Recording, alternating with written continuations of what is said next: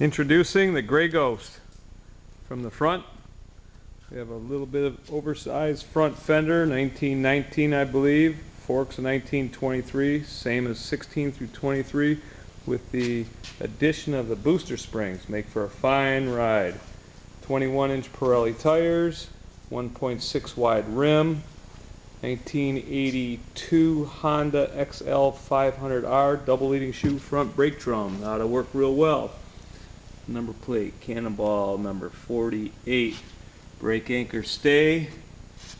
The addition that I put on, close to 3-gallon gas tanks I believe here, a little bit wider, about 1 inch on each side. 1988 1988 mirrors. 66 to 72 brake lever. Rear suspension, fantastic setup, extra travel in the seat springs and the pogo stick, with a strap to keep the nose tied down so the seat doesn't tip back. Original floorboards, good looking motor, magneto, linkages, levers, all doing a fine job there. Carburetor hot rodded, got a bulb type constant velocity valve instead of the flat leather one. Opened up a little bit on the front, 1 1/8 butterfly in the back instead of the 3/4. Yeah. Over here, we introduced the intake manifold.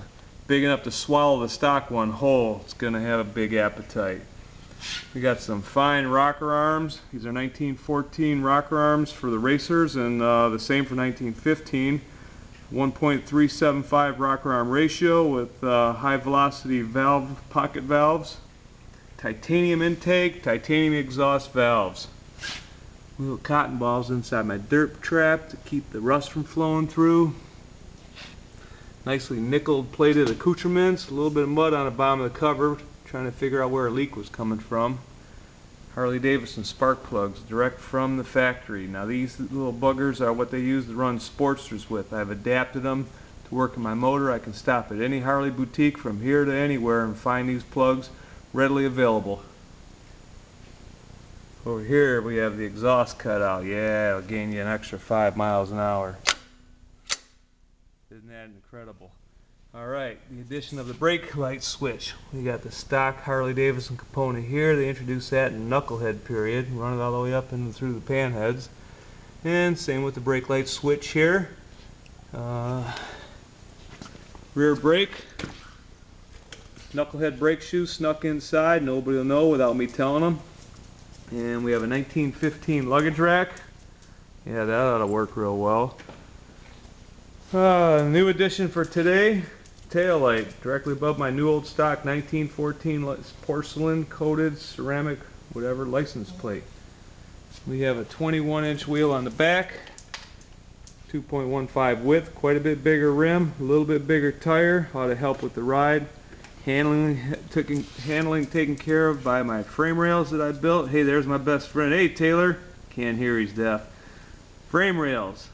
Chrome moly steel tubing, a little bit thicker than stock, a whole lot stronger, won't have any problems here.